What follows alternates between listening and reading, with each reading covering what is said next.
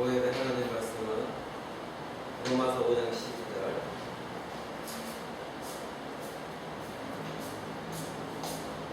로마서 5장 12절 말씀입니다.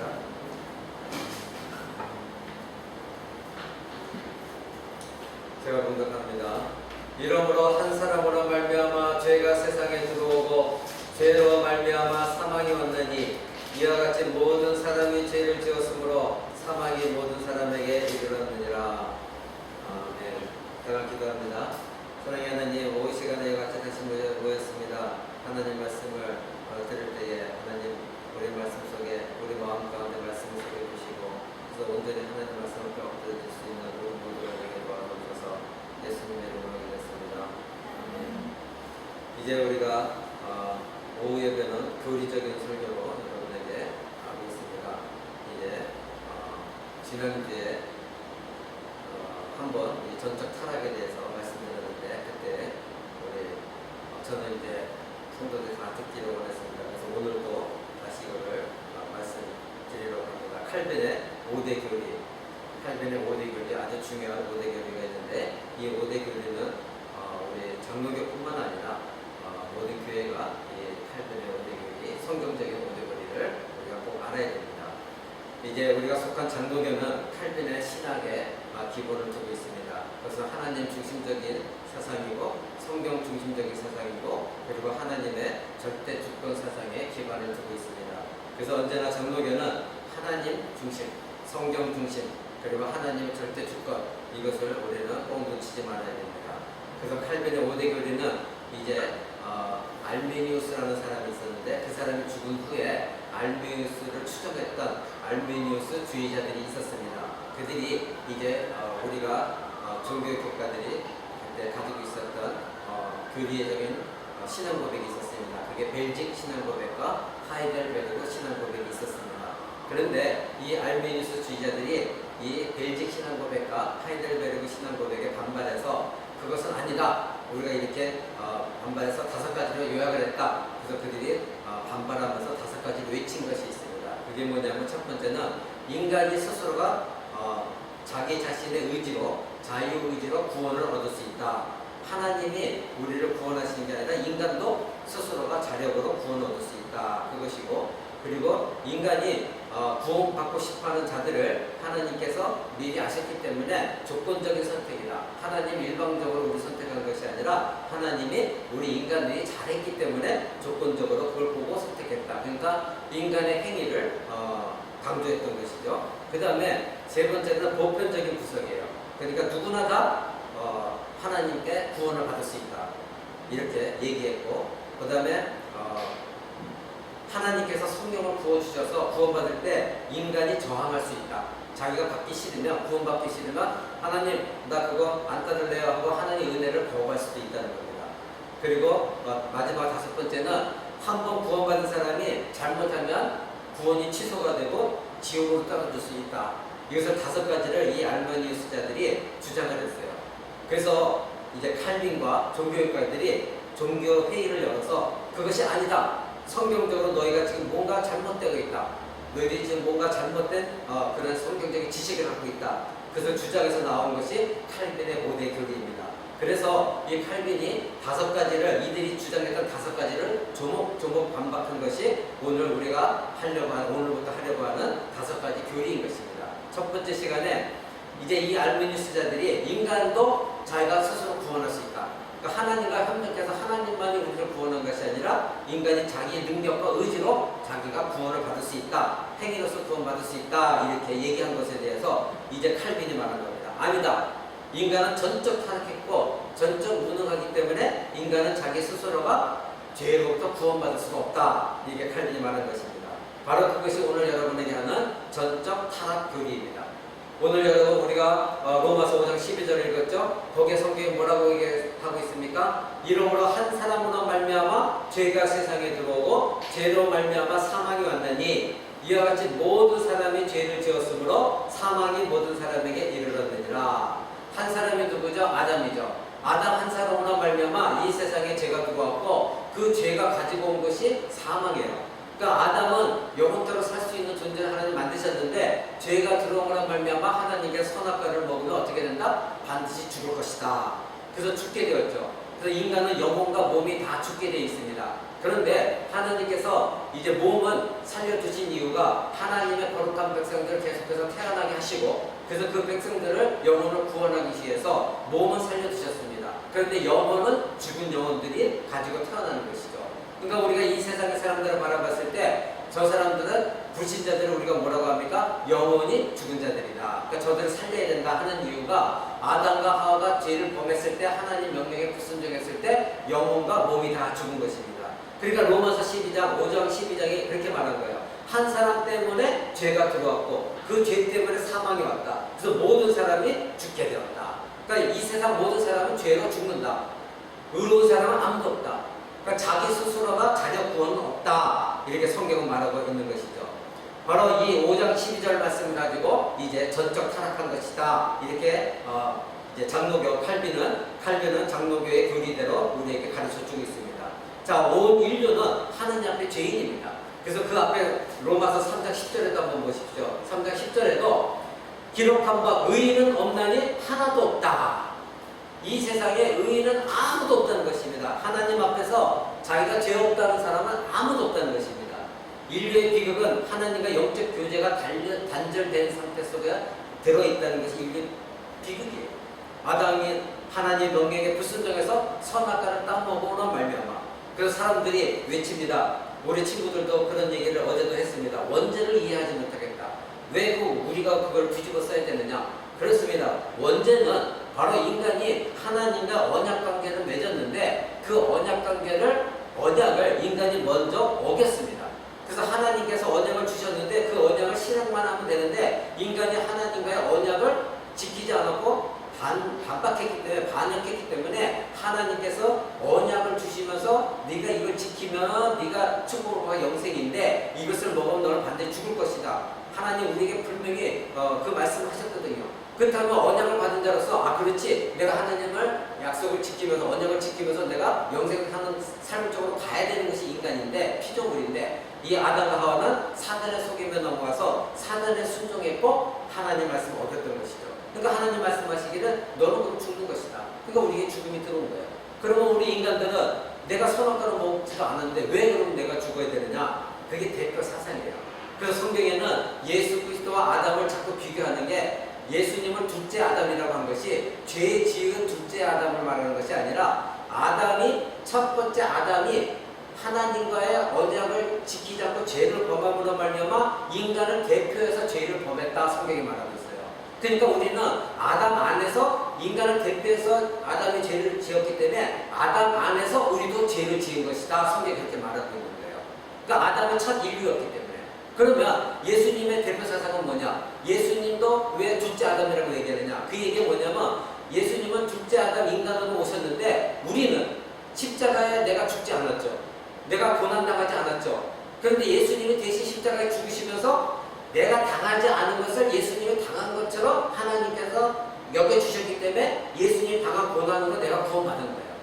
그게 대표성이라는 거야. 그러니까 내가 선악과를 먹지 않았지만 아담은 인류의 대표로서 아담의 죄를 범했기 때문에 우리가 그 죄를 물려받았듯이 예수님도 우리의 대표로서 십자가에 달려 죽으심으로 내가 십자가에서 고난당하지 않았지만 하나님께서 예수님 안에서 대표로 예수님이 죽으셨기 때문에 그 예수님의 죽으심을 우리의 죽으심으로 봐준 거예요.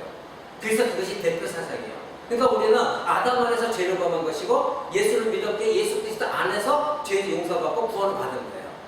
그래서 우리가 처음 우리 사람들께 예배 시작할 때 갈라디아서 2장 20절을 가지고 여러분이 계속 말씀드렸던 게 몇 주로 말씀드렸던 게 뭐죠? 내가 예수 그리스도 앞에 십자가에 못 박혀 죽었나니 나는 죽은 적이 없는데 성경은 그렇게 말하고 있거든요. 예수님이 죽으셨을 때 우리가 예수 그리스도 안에서 못 박혀 죽었다. 나는 죽은 적이 없어요. 그런데 그것이 예수 그리스도가 우리를 대표해서 죽은 것을 하나님이 우리 죄가 예수님과 함께 십자가에 못 박혀 죽은 거를 여겨주시는 거예요. 그것을 믿는 것이 우리 기독교 신앙의 믿음입니다. 그것이 대표 사상이에요. 그러니까 원죄가 우리에게 물려받은 것도 아담이 나를 대표해서 죄를 범했기 때문에 원죄가 나에게 들어온 것이고 예수 그리스도가 우리를 대표해서 십자가에 죽었기 때문에 우리를 위해서 죄에 죽은 것처럼 나의 죄가 예수님으로 말미암아 예수님 죽으심으로 말미암아 우리에게 그 은혜가 덧입혀지는 것. 그래서 우리가 구원받는 거예요. 그것이 성경이 말하는 대표 사상인 것입니다. 자, 여러분, 아담의 후손이 인간을 범죄는 아담부터 나온 원죄예요. 그래서 인간을 보세요. 인간이 어떤 악한 행위를 막 하잖아요. 그러면 그것이 사람들 되게 악하다. 그것은 죄의 열매예요. 우리에게 죄가 들어왔기 때문에 우리에는 누구나 다 죄가 있어요. 오늘도 우리가 여러분의 오전 예배 설교 드렸잖아요. 우리 인간은 죄인이 아닌 사람이 아무도 없어요. 그러니까 날마다 회개가 필요해요. 우리에게는 죄가 있기 때문에 우리가 죄에 들어온 그 성향을 가지고 행하는 것이 악으로 나타나요.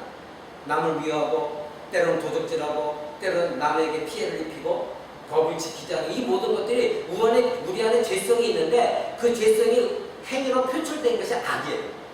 그러니까 우리 인간에게 누구나 이 악이 나오게 되는 것이죠. 그것이 바로 죄로 말미암아. 그러니까 우리는 이 세상에 실행죄를 아무도 저지르지 않은 사람이 아무도 없어요.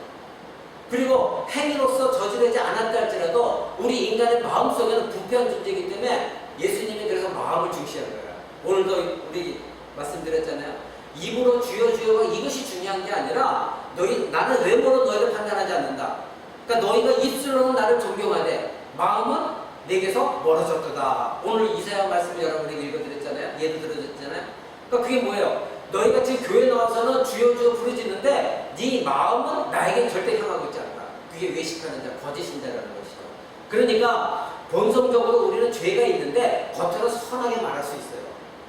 그러니까 우리 여러분 보세요. 불교 신자들, 캐톨릭 신자들, 그들은 예수를 믿지 않아도 선한 행위를 기독교 신자보다 많이 해요. 근데 그들의 마음은 하나님에 향하고 있지 않고 하나님께 죄를 범하고 있는 것이죠. 그래서 하나님께서 불신자들에게도 양심이라는 걸 주셨어요. 그래서 불신자들도 양심을 갖고 있기 때문에 자기가 죄를 범하면 이거 내가 뭔가 잘못한 것 같은데 그들이 하나님을 두려워해서 그런 것이 아니라 하나님께서 인간 누구에게나 다 양심을 줬어요. 그래서 그 양심이 자기 자신을 고발하는 거죠. 그러니까 사람들도 도덕적일 수 있어요. 예수 그리스도 믿지 않고도 법을 지키고 도덕적일 수 있어요. 그건 뭐냐면 양심이 바로 자기 자신을 찌르기 때문에 죄를 두려워하는 사람도 있는 것이죠. 여러분, 가늠한 여인을 저번에도 여러분에게 말씀드렸죠. 가늠한 여인을 이제 현장에서 잡아온 유대인들이 모세 율법대로 돌로 쳐 죽이자 예수님 앞에 데리고 왔어요. 그래서 예수님에게 시험을 하려고 예수님 데려왔죠. 근데 예수님께서 죄 없는 자가 너는 돌로 쳐라 이 말씀을 했을 때 각 사람들이 어떻게 했어요? 다 도망갔어요. 왜? 그들 안에 양심이 예수님이 너희가 만약 죄 없느냐? 그럼 네가 먼저 쳐라. 그랬더니 그 말씀에 자기 양심이 찔린 거예요. 그러니까 자기도 죄가 있다는 걸 알았는 거예요. 그러니까 돌로 칠 수가 없었던 것이죠. 여러분, 당시 그들은 가늠한 여인을 비교해서 분명히 현행범으로는 죄를 범하지 않았어요. 그러니까 가늠한 여인에게는 겉으로 드러난 것으로서는 가늠한 여인보다 상대적으로 의로웠어요. 그죠? 상대적으로 겉으로 드러난 외형적인 것은 의로났어요. 그러나 그들이 마음속에 있는 죄는 똑같았어요. 그 여인도 죄인이었고 남의 행위로 죄인은 범하지 않았지만 내 안에 마음속의 죄는 그 여인과 똑같은 죄인이었다는 것이죠. 단 뭐예요? 드러난 죄인이 아니었을 뿐이었다는 거죠. 이제 예수님의 이런 말씀 속에 그들은 양심에 찔림받아서 그치 나도 죄가 있지. 그래서 그들은 그 여인을 돌로 치지 못하고 떠났던 것입니다. 그들의 본성 속에 잡고 있는 이 양심이 그들 스스로 이 여인이 죄인이라는 것을 고발했지만 자기도 죄인이라는 걸 자기가 깨달았던 것이죠. 여러분, 하나님은 마음을 감찰하시는 하나님이십니다. 그렇기 때문에 우리가 하나님 앞에 모두가 죄인이에요. 그래서 에레미야서에 보면 만물보다 거짓되고 심히 부패한 것은 마음이다. 그러니까 누가 능히 이를 알겠느냐. 여기 있는 여러분의 마음을 저는 몰라요. 근데 하나님은 알고 계세요. 여러분 어떤 자세로 자리에 나와서 앉아있고 일주일 동안 살면 목사님 저는 인간이기 때문에 모르지만 하나님은 여러분의 마음을 알아요. 여러분 어떤 마음으로 봉사하고 있고 어떤 마음으로 교회 나와 있고 어떤 마음으로 헌금을 하고 있고 어떤 마음으로 성경을 읽고 어떤 마음으로 기도를 하고 있고 어떤 마음으로 전도하고자 하는지 이 모든 마음을 하나님 알고 있어요. 그런데 성경에 말하고 있는 건 이 세상에 있는 모든 만물보다도 더 거짓되고 그리고 이 세상에 만들어진 모든 만물보다 더 부패하고 썩은 것이 인간의 마음이라고 해요. 그러니까 우리는 인간이 겉으로 드러나는 행위를 보고 말이나 행동한 것을 보고 우리는 현혹당해서는 안 된다는 거예요. 그 사람의 마음을 감찰하신 하나님이 그 사람이 하는 행위가 처음에는 멋있게 보일 수 있어도 그 사람이 올바른 행위, 올바른 마음에 나온 것이 아니라면 언제든지 드러낼 때가 있다는 거예요. 그러니까 우리는 모든 것을 지켜보는 거예요. 성도들도 처음에 왔을 때 너무 좋죠. 너무나 감사하죠. 근데 쉽게 그 성도를 칭찬해서는 안 되는 거예요. 언제 이 성도가 변할지 우리는 아무도 몰라요. 마음을 감찰하신 하나님께 그저 기도하면서 정말 하나님이 보내주신 자인가, 정말 그 사람이 하나님께 함께하신 자인가, 우리의 기도로서 이제 기다리는 마음이 필요한 것입니다. 그래서 사도 바울은 그랬어요. 모든 사람이 죄를 범하였으면 하나님의 영광에 이르지 못했다. 모든 사람이 죄를 범했어요. 그래서 모든 사람이 하나님의 영광에 이르지 못했어요. 이것이 뭐냐면 전적 타락이에요. 인간은 누구든지 전적으로 타락한 존재다. 그래서 사도 바울은 그런 거예요. 그들은 인간은 누구든지 하나님을 처음에 알지도 못했고 찾지도 않았고 믿지도 않았고 그리고 구원을 얻을 수도 없는 그런 존재였다. 그리고 우리는 모두가 허물과 죄로 죽었던 존재이다. 성경은 계속해서 우리에게 전적 타락을 얘기하고 있는 것입니다. 아담과 하와가 이래로 우리는 모두가 허물과 죄로 죽었던 자들입니다. 그리고 우리는 태어날 때부터 죄 중에서 태어나는 존재라고 시편은 말합니다. 여러분 우리 한국 사람들이 좋아하는 다윗이 시편 51편에 이런 시를 지었고 성경에 기록되어 있습니다. 내가 죄악 중에 출생하였고 모친이 죄 중에 나를 잉태하였나이다. 우리는 깐다나이가 처음에 딱 태어났을 때 어떻게 이 아이 보고 죄인이라고 말할 수 있느냐, 이렇게 순진하고 청량하고 아름다운 이 아이를 어떻게 우리가 죄 가운데 태어났다고 말할 수 있느냐. 그러나 그렇지 않다는 것입니다. 아까 대표사상을 얘기한 것처럼 깐다나이가 태어났지만 본성적으로 아담이 지었던 하나님께 반역하는 그 본성을 그대로 물려받고 태어났다는 것이 성경의 증언이에요. 그러니까 그 아이들 자랄 때 보십시오. 가르쳐 주지도 않았는데, 누가 얘기하지도 않았는데 성질을 내고, 누가 얘기하지 않았는데 자기 것을 뺏으려고, 자기 것 소유하려고 싸우는 걸 보잖아요. 여러분 TV에서 요즘 유명한 슈터인가요? 그걸 보세요. 그 아이들이 누가 가르쳐 준 것도 아니에요. 자라나면서 어릴 때부터 자기의 욕망, 그래서 자기만을 위하는 것이 있어요. 탐욕. 그것을 누가 가르쳐 준 것도 아니에요. 그것이 어릴 때부터 우리가 죄성 가운데 태어났기 때문에. 근데 그것이 점점 자라면서 이 세상 것을 배우기 시작하면 어떻게 해요? 상대방에게 피해를 입히기도 하고 죄를 범하기도 하는 것입니다. 여러분, 이러한 죄의 값은 성경이 뭐라고 하냐면 사망이라고 해요. 죄의 값은 사망이다. 그래서 모든 사람이 죄인으로서 한 번 죽는 것은 하나님께 정한 이치다. 히브리서 말합니다. 어제도 우리 친구들이 그랬어요. 친구들, 너희들 언젠가 죽는다. 근데 우리가 이제는 나이가 이만큼 들었을 때 죽음 너머의 세계를, 영적 세계를 생각해요. 죽음은 육체 죽음은 끝나지 않아요. 반드시 죽음 너머의 세계가 있다. 성경이 오늘 말하는 게 히브리서 9장 27절에 모든 사람이 죄인으로서 한 번 죽는 것은 정한 이치인데 죽음 후에는 심판이 있느니라. 성경이 분명히 못 받고 있어요. 그러니까 우리는 육체가 죽으면 끝난다 생각하지만 불신자들은 아니에요. 성경이 말하는 건 육체의 죽음 이후에는 반드시 하나님의 심판이 있다. 그렇게 성경은 말하고 있는 것입니다. 여러분, 그래서 예수님이 이렇게 말씀하셨어요. 무덤 속에 있는 자가 다 그의 음성을 들을 때가 오나니 선한 일을 행한 자는 생명의 부활로, 악한 일을 행한 자는 심판의 부활로 날 것이다. 저와 여러분은 예수 그리스도를 믿었기 때문에 우리 주 예수 그리스도께서 재림하기 전에 우리는 무덤 속에 있을 거예요. 그런데 예수 그리스도가 이제 오실 때가 되어지면 우리를 먼저 죽은 자들을 무덤을 열어서 그들을 부활시킨다. 성경은 말했습니다. 그래서 죽은 자들이 먼저 일어나고, 그래서 이 땅에 남아있는 자들이 이제 공중에서 주를 뵙게 될 것이다. 성경은 그렇게 말하고 있는 것이죠. 그러니까 예수님이 다시 오실 때 우리는 죽은 상태에 있다면 우리는 생명의 부활로 예수님 앞에 설 것이고, 그리고 아무리 먼저 죽었다 할지라도 이 땅에 있는 자와 죽은 자들, 믿지 않고 죽은 자들은 심판의 부활로 나오는 것입니다. 이 얘기는 무엇입니까? 예수 그리스도를 믿은 자도 부활이 있고 믿지 않은 자도 부활이 있다는 것입니다. 이건 굉장히 무서운 말이에요. 신자들의 부활은 영원한 생명 속에 하나님 나라에 들어가지만, 믿지 않은 불신자들의 부활은 그들이 어디로 들어가요? 다시 부활되어져서 지옥으로, 영원한 불 속으로 떨어지는 거예요. 이것이 저주를 받는 것입니다. 그러니까 이거는 믿지 않고 죽은 자들의 부활은 엄청 무서운 심판의 부활이라는 것입니다. 여러분, 이것이 바로 천국이냐 지옥이냐. 지금은 이 땅에서 있는 사람들이, 불신자들이 천국에 대해서 그렇게 소망을 못해요. 왜? 그것이 정말 이루어질까 하는 의심이 들고 있고 그것에 대해 믿지 않기 때문입니다. 근데 계시록의 20장에 보면 예수님께서 이렇게 말씀하셨어요. 누구든지 생명책에 기록되지 못하는 자는 불못에 던질 것이다. 불못, 불이 활활 타오르고 유황불이 타오르는 그 연못, 그것에 불신자들은 던져지게 될 것이다. 근데 우리는 믿은 자들은 계시록 21장 1절에 보면 새 하늘과 새 땅, 새 예루살렘, 그것에 우리는 들어가게 되는 것입니다.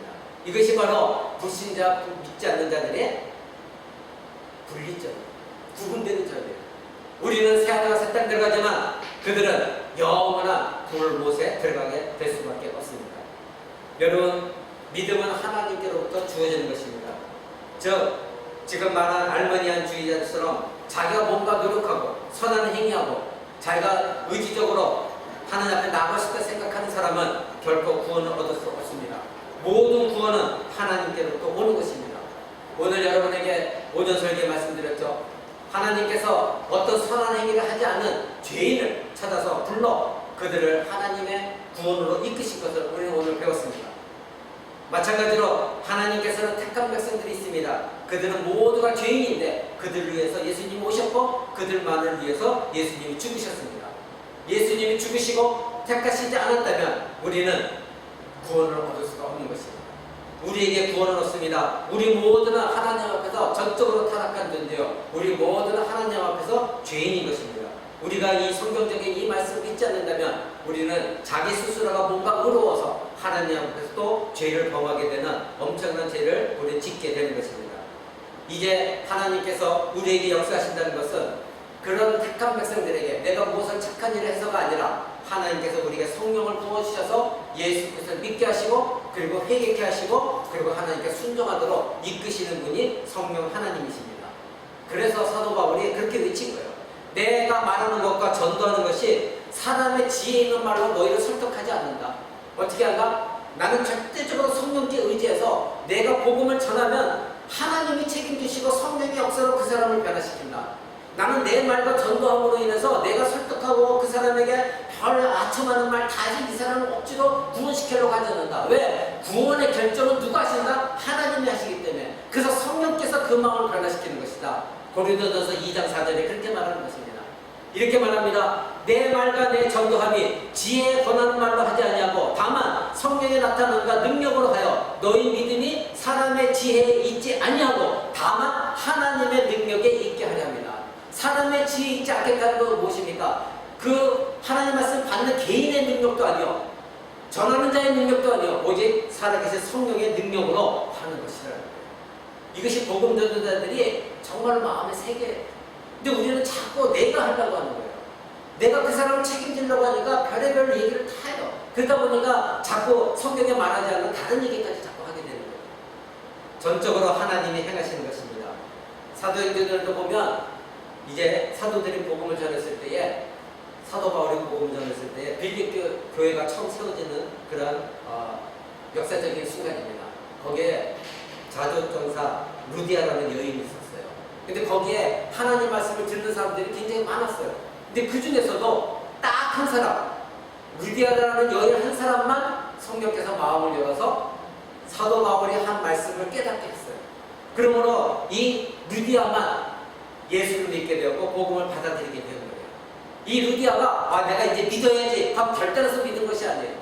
내 능력으로 의지로 한 것이 아니라 성령께서 말씀을 듣는 순간 그 영혼의 마음을 여셔서 그 영혼을 믿게 하셨다는 것이 이 성경의 증언인 것입니다.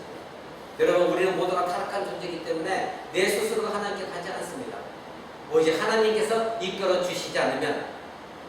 그래서 오늘 여러분에게 말씀하신 대로 하나님의 긍휼을 베풀 자에게 긍휼을 베푸시고 강박하게 한 자는 강박하게 내버려 두신다. 야곱과 에서를 하나님 택하셨지 않느냐? 바로 그것입니다. 내가 무엇을 잘해서가 아니라 하나님께서 나에게 긍휼을 베푸셔서 나를 택하셔서 구원을 주신 것입니다. 그래서 사도 바울은 그렇게 말한 거예요. 하나님의 정하신 자를 부르신다. 그리고 그 부르신 자를 의롭게 하신다. 그리고 의롭게 하신 자를 영화롭게 하신다. 영화는 최종 부활시키신다는 거예요. 그러니까 이 모든 것들은 하나님이 하신다는 거예요. 인간이 하는 것이 아니라 하나님이 하신다. 바로 전적으로 타락한 자가 오늘 오전 설계 말씀드린 것처럼 자기 죄를 아는 자, 파멸된 자, 심령이 가난한 자, 내 심령이 완전히 파산됐다는 걸 아는 자, 나는 도저히 구원받을 수가 없습니다. 오직 하나님이 나를 구해주시면 안 됩니다 하고 생각하는 나는 죄인입니다 하는 자, 그런 자를 하나님이 능력으로 그 사람이 스스로 구원받는 것이 아니라 하나님의 능력으로 하나님을 구원시키신다는 것입니다. 이것이 전적 타락이에요. 얼마 전에 된 어떤 인간이 얼마든지 자기 의지로 능력으로 구원을 얻을 수 있다. 이 말에 사도 바울은 성경 곳곳을 찾아서 그들에게 성경 말씀을 보이면서 너희가 성경 말씀 믿고 있지? 자, 성경이 그렇게 말하고 있지 않다. 이것을 반박한 것이 바로 전적 타락인 것입니다. 말씀을 맺고자 합니다. 이 모든 것들은 전적 타락에서 우리를 구원시켜 주는 것은 우리 영역 밖에서 일어난 일입니다. 즉 내 안에서 일어난 구원이 아니라 내 영역 밖에서 하나님이 행하신 일인 것입니다. 나와 절대 타자이신 하나님의 주권적 은혜로 나에게 베푸셨기 때문에 우리의 구원은 이루어진 것입니다. 여러분과 저는 내가 믿겠다고 믿어지는 것이 참 아닙니다. 이 세상 사람들이 믿겠다고 결정하세요. 이런 전도 방법 잘못됩니다. 내가 믿는 것이 아니라 성령께서 그 사람 믿게 하심으로 고백하게 하시는 거예요. 이것이 바로 복음 전도인 것입니다. 나의 자유의지로 결정하는 것이 결코 아닙니다. 하나님 손에 이끌려 그리스도 앞으로 인도하시는 분은 하나님이시지 내가 결정했다고 예수 붙잡고 나가는 것이 아닙니다. 바로 하나님 택하신 자에게 하나님 말씀을 또 감동감을 시키시면서 아 내가 죄인이구나 회개하기 시작합니다. 그 사람들이 그리스도 앞으로 오는 것입니다. 오늘 이 말씀 여러분이나 저는 예수 믿기 전에 전적으로 타락한 존재요. 아직도 의의 옷을 거대는 입었지만 우리의 본성은 여전히 타락한 존재라는 걸 깨닫고 날마다 예수 그리스도 앞에 회개로서 나아가는 저와 여러분 되시기를 주 예수 그리스도 이름으로 간절히 축원을 드립니다. 기도하겠습니다.